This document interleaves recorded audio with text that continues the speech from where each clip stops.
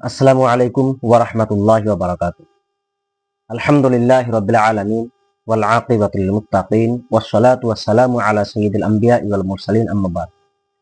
সম্মানিত ভিউয়ার্স ও দিনী ভাই বোনেরা, আপনারা দেখছেন জিন জাদু চিকিৎসক চ্যানেলটি। যারা আমার এই চ্যানেলে নতুন, অবশ্যই চ্যানেলটিকে সাবস্ক্রাইব করে রাখবেন, কারণ প্রতিদিন আপনাদের জন্য নতুন নতুন একটি করে ভিডিও বা আমল নিয়ে আসা হয়। আর প্রতিটি ভিডিওতে অবশ্যই লাইক, শেয়ার, কমেন্ট করবেন। তো আসুন জেনে নেই আমরা পলাতক ব্যক্তিকে কিভাবে হাজির করব। যাদের বাড়ি থেকে গোলাম বা বাদী পালিয়ে যায়, অথবা বাড়ির কোনো সদস্য বাড়ির সঙ্গে ঝগড়াঝাটি বা কাছাকাছি হয়ে সে বাড়ি থেকে পালিয়ে চলে গেল। আমরা বিভিন্ন রকম চেষ্টা করেছি তাকে খোঁজাখুঁজি করার জন্য। সমস্ত রকম আত্মীয় স্বজন বাড়িতে ফোন করা হয়েছে, তাকে কোনো রকম ভাবে কোথাও খুঁজে পাওয়া যাচ্ছে না। তো বাড়ির লোক পেরেশান হয়ে গেল, দেখা গেল বেশ কিছুদিন হয়ে গেল বা দীর্ঘদিন থেকে ও বাড়িতে আসছে না। তখন বিদেশে পালিয়ে গেছে, কাজে চলে গেছে, সে বাড়িতে আসতেছে না। তো তাকে বাড়িতে ফিরে আনার জন্য আমরা বিভিন্ন রকম চেষ্টা করে গেছি, কিন্তু কোনো কাজ হয়নি। বিভিন্ন রকম তদবির করেছি, কাজ হয়নি। আমল করেছি, কাজ হচ্ছে না। তো আমরা কি করব? হাল ছাড়বো না, আমরা চেষ্টা চালিয়ে যাবো। দেখো, যে বান্দাটা চেষ্টা চালিয়ে যায় তার একসময় একটা জিত আসে যায়, তার জয়ী হয়। চেষ্টা কখনো ছাড়তে নেই, বা হাল কখনো ছাড়তে নেই, চেষ্টা চালিয়ে যেতে হবে। একবার না হয়, দুবার না হয়, দেখো শতবার। তো এই জন্য আমরা কি করব? বারবার চেষ্টা করে যাব। তো আজকে আপনাদেরকে আমি সুন্দর একটা আমল দিচ্ছি। আপনারা কি করবেন? এই আমলটি খুব সুন্দরভাবে করবেন ইনশাআল্লাহ, ইখলাসের সহিত। দেখবেন পলাতক ব্যক্তি দ্রুত বাড়িতে ফিরে আসবে।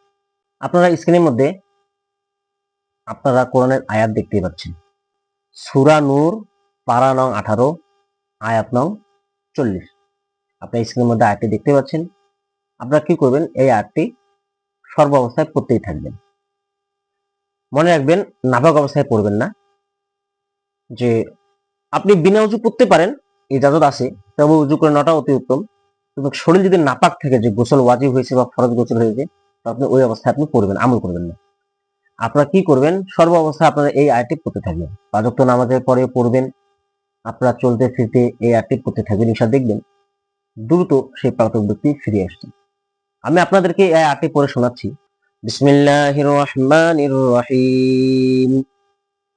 كظلمات في بحر اللجي يغشاه موج من فوقه موج من فوقه سحاب ظلمات بعضها فوق بعض إذا أخرج يده لم يكد يراها ومن لم يجعل الله له نورا فما له من نور।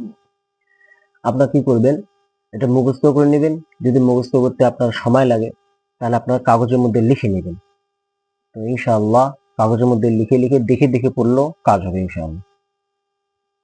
অনেকে এই আয়াতের ব্যাপারে এটাও বলেছেন যে এই আয়াতগুলি কাপড়ের টুকরার মধ্যে গোল আকারে লিখলে, এরকম মনে করো কাপড় টুকরা, এটা কাপড় টুকরা, এর মধ্যে গোল করে একদিক থেকে শুরু করে আরেকদিকে সুন্দরভাবে লিখবে।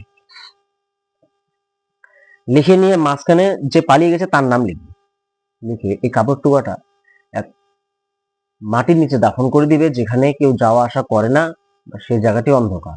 আপনারা কি করবেন? অন্ধকারের মধ্যে সেই কাপড়টি দাফন করে দিবেন, সুন্দরভাবে পেঁচিয়ে আপনার দাফন করে দিবেন, এবং উপরে একটি পেরেক মারিয়ে দিবেন। একটি পেরেক মারিয়ে দিবেন, দেখবেন ইনশাআল্লাহ কিছুদিনের মধ্যে সেই পলাতক ব্যক্তি দ্রুত ফিরে আসবে। কিন্তু আপনি ইখলাসের সহিত কাজ করবেন ইনশাআল্লাহ।